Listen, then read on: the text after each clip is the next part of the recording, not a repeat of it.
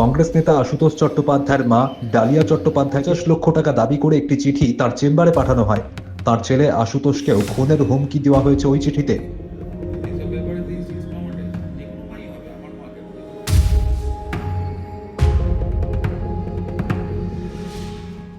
ওই হুমকির দাবিদারের বিরুদ্ধে অভিযোগ দায়ের করা হয়েছিল ঠাকুরপুকুর থানায়।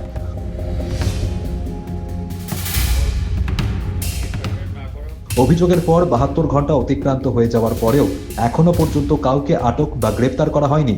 অবিলম্বে দোষীদের গ্রেপ্তারের দাবিতে আজ কংগ্রেসের পক্ষ থেকে ঠাকুরপুকুর থানা ঘেরাও কর্মসূচি করা হয় এবং একটি ডেপুটেশন জমা দেওয়া হয়েছে।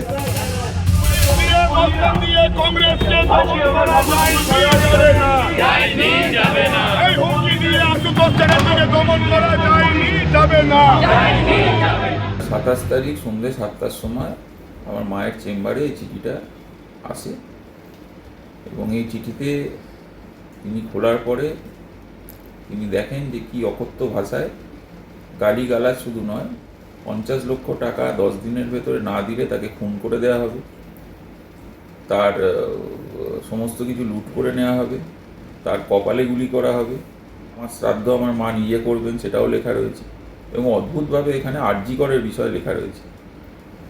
তো আমাদের কাছে এই ব্যাপারটা খুবই লজ্জাজনক, আতঙ্কের। আমরা পুলিশ প্রশাসন সহ আমার প্রদেশ কংগ্রেস সভাপতি শুভঙ্কর সরকার, রাহুল গান্ধী, গুলাম আহমেদ মীর থেকে শুরু করে রাজ্যের মাননীয় মুখ্যমন্ত্রী পর্যন্ত আমি এই চিঠির কপি সহ আমার কমপ্লেন লেটার গতকাল রাতে ঠাকুরপুকুর থানায় আমি নিজে গেছিলাম সশরীরে, সেখানে আমি কমপ্লেন জমা দিয়ে এসেছি এবং আমরা পুলিশ প্রশাসনকে এটাই বলেছি, কারা এর পিছনে রয়েছে। একজন মহিলা ডাক্তার যিনি দীর্ঘদিন ধরে এই এলাকায় প্র্যাকটিস করেন, তাকে যদি এরকম ফেস করতে হয় তো এই ক্রিমিনাল যারা তাদেরকে তো খুঁজে বার করতে হবে। আমরা আরজি করে দেখেছি কি ঘটনা রয়েছে, আর যেহেতু ডাক্তার বলে কি সেখানে আরজি করের মেনশন করা রয়েছে এবং ঘটনাচক্রে উনি আরজি কর থেকেই পাস করা, আমার মাও আরজি করেরই স্টুডেন্ট ছিলেন।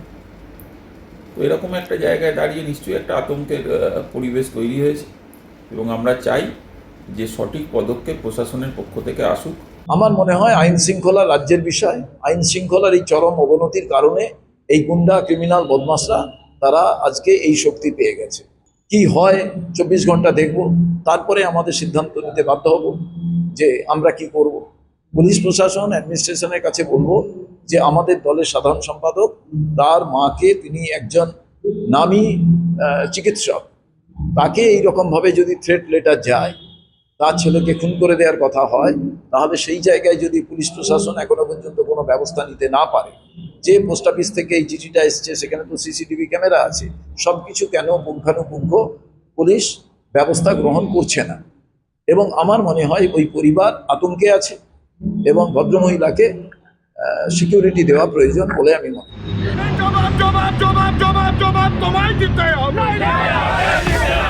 এই থানা ঘেরাও কর্মসূচিতে উপস্থিত ছিলেন দক্ষিণ 24 পরগনা জেলা 1-এর প্রেসিডেন্ট মোহাম্মদ মোক্তার, এছাড়াও ছিলেন কংগ্রেস নেতা আশুতোষ চট্টোপাধ্যায় এবং অন্যান্য নেতৃত্বরা। 72 ঘন্টা পেরিয়ে যাওয়ার পরে এখনো কোনো একজনকেও গ্রেফতার করা হয়নি। অভিযুক্তরা এখনো ঘুরে বেড়াচ্ছে। তারা চিঠি দিয়েছে, টোটাল জিনিস লিখে বা সেই চিঠির কপিটাও থানার ওসি কে দেওয়া হয়েছে আত্মীয়তার মাধ্যমে, কিন্তু এখনো কাউকে গ্রেফতার করা হয়নি। তাই বাধ্য হয়ে আজকে আমাদেরকে থানা ঘেরাও করতে আসতে হয়েছে যে কলকাতা পুলিশ কোন জায়গায় চলে গেছে। আরজি কর থেকে শুরু করে পিজি থেকে শুরু করে কোনো জায়গায় মহিলারা সুরক্ষিত নয় এবং একটা বয়স্ক ডাক্তার, প্র্যাকটিসিং ডাক্তার, যে এত বছর ধরে মানুষকে সেবা দিচ্ছেন, ওনাকে ধর্ষণ করার এবং হত্যা করার কথা সেই ক্রিমিনালরা বলছেন। ক্রিমিনালরা এখানে ঘুরে বেড়াচ্ছে। বড়ও ছিল না, ছিল ভালো কথা হয়েছে। উনি বলেছে বাচ্চা কোনটা হয়নি, এখন আমরা তারপরে আমরা বলে দিয়েছি তো আমাদের ছোট ছোট লোক নেই, একটা কংগ্রেসে, জাতীয় কংগ্রেসে আমি বললাম ওনাকে এরকম ঘের হয়েছে, যদি পুলিশ যদি ব্যাড পুলিশকে 1 ঘন্টার মধ্যে বের না করে আমরা পুরো পশ্চিমবঙ্গাল কি পুরো কলকাতা জাম করে দেবো। উনি আশা দিয়েছেন, বলেছে ঠিক আছে আমরা ম্যান পুলিশকে